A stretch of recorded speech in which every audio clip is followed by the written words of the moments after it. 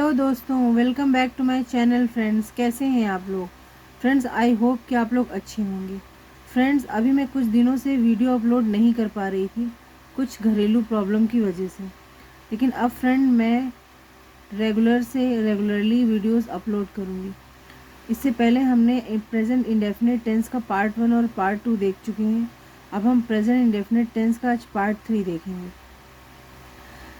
आगे पढ़ाने से पहले मैं आप लोगों को एक बताना चाहूँगी वर्ब्स की फॉर्म्स के बारे में, क्योंकि जब तक वर्ब की फॉर्म्स क्लियर नहीं होगी आप लोग प्रेजेंट इंडेफिनिट टेंस का ट्रांसलेशन नहीं कर पाएंगे, ना नेगेटिव सेंटेंस बना पाएंगे, ना इंट्रोगेटिव सेंटेंस बना पाएंगे।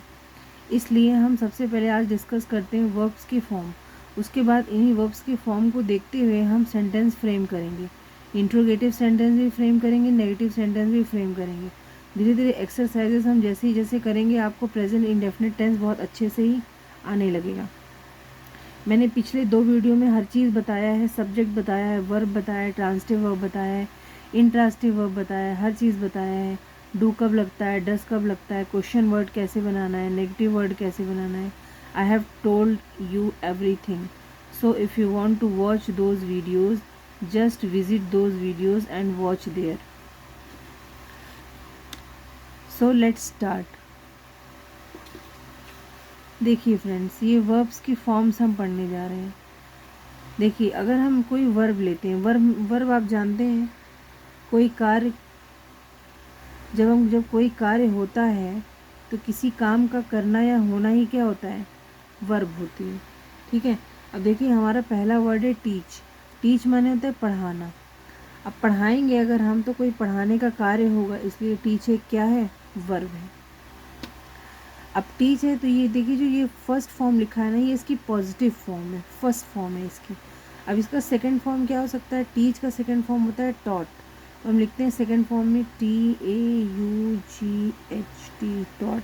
और इसका थर्ड फॉर्म भी सेम होता है, TAUGHT, टॉट। ठीक है। अब कैच पे आते हैं। कैच देखिए, कैच का हो गया cot, CAUGHT, cot.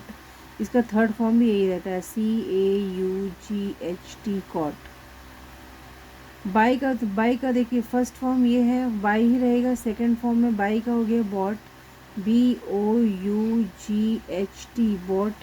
Third form भी BOUGHT, बॉट। ठीक है। अब देखते हैं फाइट का फाउट, फाउट यही होगा। ठीक है, सेम रहेगा, FOUGHT, फाउट।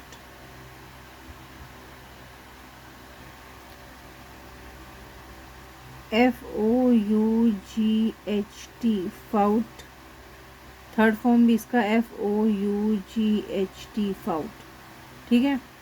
अब हम चलते हैं, देखिए थिंक का देखते हैं। थिंक का आएगा thought, thought, THOUGHT, thought, THOUGHT,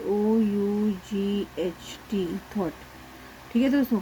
अब इसी तरह मैं आपको सारी बता दूंगी अभी, इससे इतना आप, लेकिन अभी आप हमने जो 3-4 कर लिया है वर्ब्स के फॉर्म, इसी बेस पे हम कुछ सेंटेंस करेंगे तो आपको क्लियर हो जाएगा। ये देखिए, फिर से एक बार देख लीजिए। First form, second form, third form, teach, taught, taught, catch, caught, cot,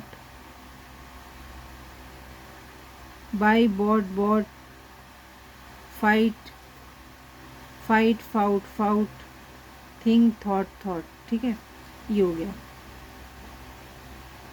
चलिए अब हम थोड़ा सा ब्रिंग का भी देख लेते हैं। ब्रिंग का क्या होगा? Brought, bring, brought, brought.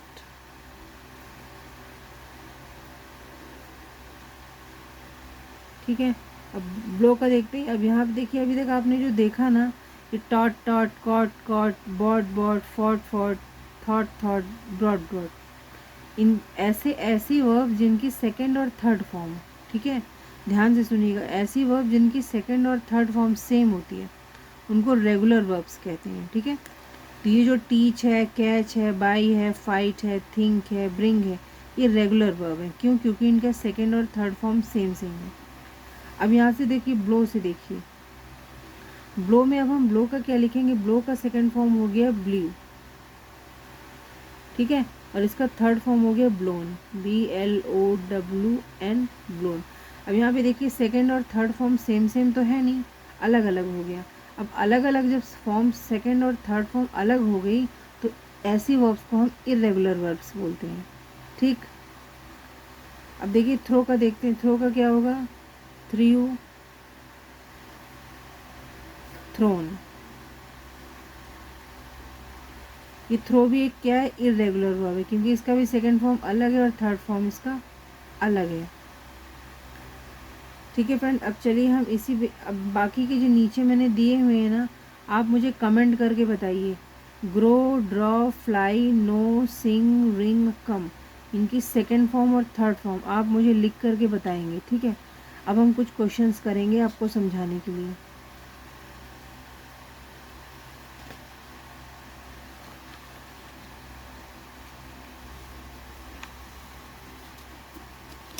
चलिए देखिए, ट्रांसलेशन हम करते हैं। क्या है? वह मुझे पढ़ाता है। ये हमारा पहला क्वेश्चन है। प्रेजेंट इंडेफिनिट हमने आपको दे दिया कि ये आपको सेंटेंस हमने दे दिया। अब आपको सबसे पहला काम क्या करना है? सबसे पहला काम ये करना है आपको कि पहचानना है इसे कि ये सेंटेंस है किस काल का। ठीक है, किस काल का सेंटेंस है। जब तक आप ये पहचानेंगे नहीं आप इसे नहीं कर पाएंगे। तो हम सबसे पहले हमने पढ़ रखा है कि प्रेजेंट इंडेफिनिट टेंस का जो पहचान चिन्ह होता है वो ता ती ते प्लस है होता है। इसमें देखिए ता ती ते प्लस है आ रहा है ना, तो इसका मतलब ये कंफर्म हो गया कि ये सेंटेंस हमारा जो है वो प्रेजेंट इंडेफिनिट टेंस का है। ठीक, अच्छा, तो अब हम प्रेजेंट इंडेफिनिट टेंस को ध्यान में रखते हुए सारा काम आगे करेंगे। अब हमारे पास क्वेश्चन है, वह मुझे पढ़ाता है। इसे हम कैसे लिखेंगे? देखिए, वह मतलब ही। ठीक है, वह मतलब हो गया ही। अब पढ़ाना, पढ़ाने की अंग्रेजी क्या होगी? पढ़ाना यहाँ पे क्या है? पढ़ाता मतलब पढ़ाना। यहाँ पे ये क्या है? ये एक मेन वर्ब है। ठीक है, तो हमने बताया था प्रेजेंट इंडेफिनिट टेंस में सब्जेक्ट के बाद हम डायरेक्ट मेन वर्ब को रखते हैं। इसमें हेल्पिंग वर्ब नहीं होती है। ये सब चीज़ें मैं पहले बता चुकी हूँ। आप लोग पिछले वाले 2 वीडियो जा कर के देख लीजिए, तभी आपको बहुत अच्छे से ये टॉपिक क्लियर होगा। तो ही हमने सब्जेक्ट रख दिया ही के बाद यहाँ पे अब डायरेक्ट क्या आएगा? Main verb. और मेन वर्ब वही होता है जिसके लास्ट में ना आता है। और ऐसे वर्ड जिसके लास्ट में ना आता है उसको बोलने से किसी कार्य के होने का पता चलता है। जैसे पढ़ाता से पढ़ाना, हंसना, रोना, गाना, ये सब क्या है? मेन वर्ब है। तो हमने ही रखा। अब पढ़ाना की अंग्रेजी होती है टीच। अब हम लिखेंगे टीच, TEACH, टीच। ठीक है, ही टीच, मुझे पढ़ाता है, तो आएगा मी। लेकिन अभी ये सेंटेंस सही नहीं है पूरा, क्योंकि अभी हमें प्रेजेंट इंडेफिनिट टेंस का दूसरा रूल क्या है? दूसरा रूल ये है कि हमें एस और येस चेक करना पड़ता है। हमें सब्जेक्ट के अकॉर्डिंग मेन वर्ब, देखिए सब्जेक्ट हो गया ही, सब्जेक्ट के अकॉर्डिंग मेन वर्ब में एस और ईएस लगाना होता है। अगर सब्जेक्ट हमारा सिंगुलर होता है तो हमें मेन वर्ब को भी सिंगुलर करना पड़ता है। अगर सब्जेक्ट हमारा प्लूरल होता है तो हमें मेन वर्ब को भी प्लूरल करना पड़ता है। तो अब यहाँ पे देखिए ही एक सिंगुलर है, सिंगुलर सब्जेक्ट है, तो हमें इसे जो मेन वर्ब है इसे भी सिंगुलर वर्ब बनानी पड़ेगी। तो सिंगुलर वर्ब बनाने के लिए हम क्या करेंगे? इसमें क्या लगा देंगे? एस लगा देंगे। टीचेस, ही टीचेस में इंग्लिश। ठीक है, तो अब आप ये मुझे बताइए कि टीच में ES लगेगा कि S लगेगा? बताइए आप लोग मुझे कि टीच में ES लगेगा कि S लगेगा? चलिए मैं बता देती हूँ।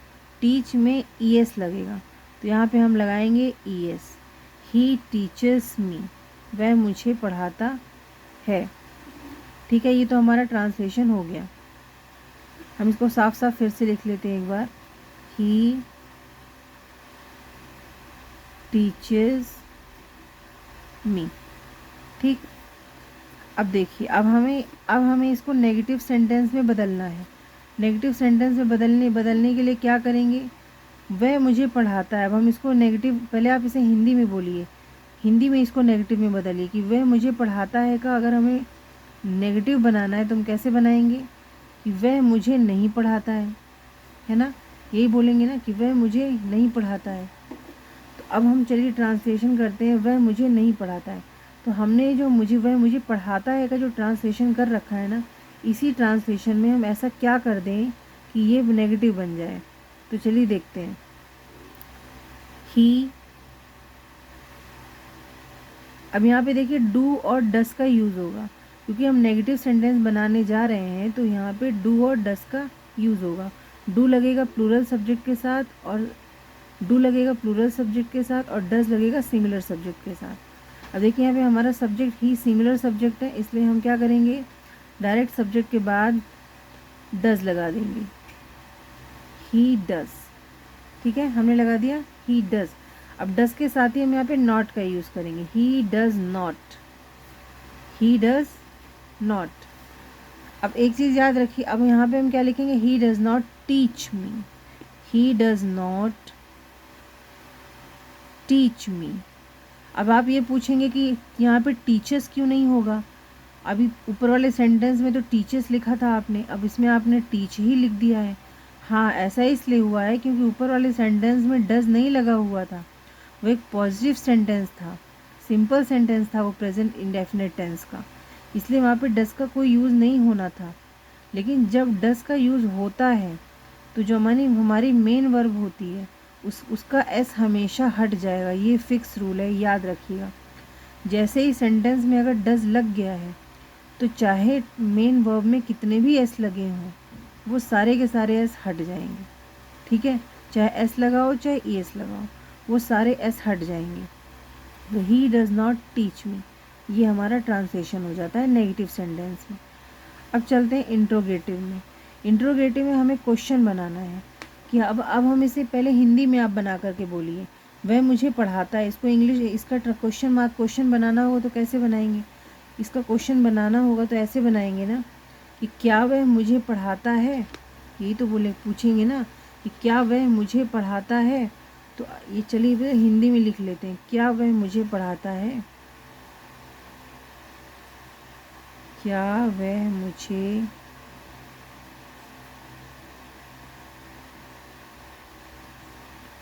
पढ़ाता है, क्वेश्चन मार्क। चलिए अब यहाँ पर देखिए क्या लग गया है, पहले क्या वह मुझे पढ़ाता है, अब ये प्रेजेंट इंडेफिनिट चल रहा है। ठीक है, तो यहाँ पे इंट्रोगेटिव बनाने के लिए भी मैं बता चुकी हूँ डू और डस का ही यूज़ लगता है। तो अब यहाँ पे देखिए क्या वह है, वह यहाँ पे हमारा सिंगुलर सब्जेक्ट है, तो सिंगुलर सब्जेक्ट के लिए हम फिर से डज उठाएंगे, सबसे पहले क्वेश्चन मार्क हम डज उठाएंगे, डज। अब वह की जगह हम लिखेंगे he, does he teach me, question mark. ठीक है, अब देखिए जब पॉजिटिव सेंटेंस पर आइए, जो हमने ट्रांसलेशन किया था, इसमें हमने क्या ट्रांसलेशन किया था, ही टीचेस मी, वह मुझे पढ़ाता है। अब अगर हमें इसको क्वेश्चन मार्क में बदलना है तो हमने क्या किया, सीधे सीधे डस को सामने ले आए, बाकी ही का ही रहा, टीच का टीच रहा, मी का मी रहा, केवल डस के आने से टीच में से ईएस हट गया। ठीक, तो इस तरह से हमें नेगेटिव सेंटेंस बनाना है और इंट्रोगेटिव सेंटेंस बनाना है पॉजिटिव सेंटेंस से। ये रूल्स आप देख लीजिए, और बाकी मैंने बहुत अच्छे से सारे रूल्स पिछले वीडियो में डिस्कस करे हुए हैं, आप वहाँ से देख सकते हैं। अब आइए क्वेश्चन नंबर 2 पे देखते हैं एक बार। मैं किताब खरीदता हूँ। अब मैं किताब खरीदता हूँ, चलिए इसका ट्रांसलेशन पहले करते हैं। इसमें हम क्या लिखेंगे, मैं का हो गया आई हो गया। अब खरीदना की इंग्लिश क्या होती है, खरीदना की इंग्लिश होती है बाई, तो अब हम लिखेंगे I buy book, I buy a book. मैं एक किताब खरीदता हूँ या मैं किताब खरीदता हूँ, I buy a book, question full stop. अब इसे नेगेटिव कैसे बनाएंगे, नेगेटिव्स में मैंने बताया था डू और डस का यूज़ होगा, तो आई पहले लगाएंगे आई। अब आई जो होता है ना वो प्लूरल माना जाता है, प्लूरल सब्जेक्ट होता है आई, तो आई के साथ हम डू लगाएंगे, तो आई डू, और डू के बाद आ जाएगा not, I do not buy book, I do not buy a book, full stop. ये नेगेटिव बन गया। अब ये देखिए थर्ड है इंट्रोगेटिव बनाते हैं। इंट्रोगेटिव पॉजिटिव से ही हम बना लेंगे। आई बाई ये बुक है ना, तो सबसे पहले हमें क्या लगा देना है, डू। सबसे आगे क्वेश्चन वर्ड हमने लगा दिया डू। डू लगा करके हमें सारा कुछ सेम सेम उतार लेना है। Do I by a book, do I buy a book, question mark. ये देखिए, देखा आपने किस तरह हमने सेंटेंस फ्रेम किया। एक पॉजिटिव सेंटेंस, हमने पॉजिटिव सेंटेंस का ट्रांसलेशन किया। उस पॉजिटिव सेंटेंस में हमने कैसे नेगेटिव बनाया।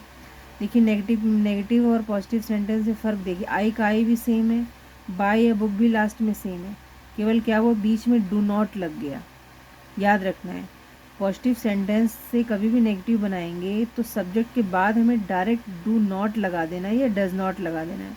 उसके बाद जितनी बची हुई चीज़ें हैं वो एज इट इज़ उतार लेनी है। इंट्रोगेटिव बनाएंगे तो जो पॉजिटिव वाला सेंटेंस है ना, पूरा का पूरा वही सेंटेंस लिख दिया जाएगा, बस सिंगुलर और प्लूरल के अकॉर्डिंग हम डू या डज का प्रयोग करेंगे। ठीक है, चलिए अब मैं आपको एक क्वेश्चन दे रही हूँ, आप मुझे कमेंट्स में कमेंट करके बताएंगे, उसका ट्रांसलेशन करके बताएंगे और उसको नेगेटिव और इंट्रोगेटिव फॉर्म भी बताएंगे। आपका क्वेश्चन मैं दे रही हूँ, आप क्वेश्चन नोट डाउन करिए। क्वेश्चन है,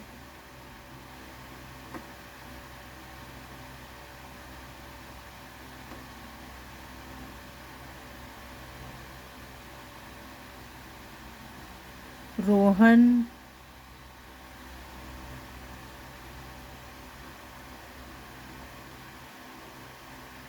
आम लाता है। रोहन आम लाता है। फ्रेंड्स, ये आपका क्वेश्चन है। आप मुझे इसका ट्रांसलेशन बताएंगे, नेगेटिव बताएंगे और इंट्रोगेटिव बताएंगे। ये तीनों मुझे आप कमेंट करके बताइए, ठीक है। और जिसने सारे के सारे आंसर सही दे दिए ना, समझ लीजिए वो जीनियस है, मैं उसे जीनियस रिप्लाई करूँगी। और मेरे चैनल को लाइक और सब्सक्राइब प्लीज़ कर दीजिए। अब नेक्स्ट वीडियो में मैं इसके आगे कंटिन्यू करूँगी, फिर जल्दी ही हम लोग प्रेजेंट इंडेफिनिट टेंस ख़त्म करके इसका दूसरा पार्ट स्टार्ट करेंगे, प्रेजेंट कंटिन्यूअस टेंस।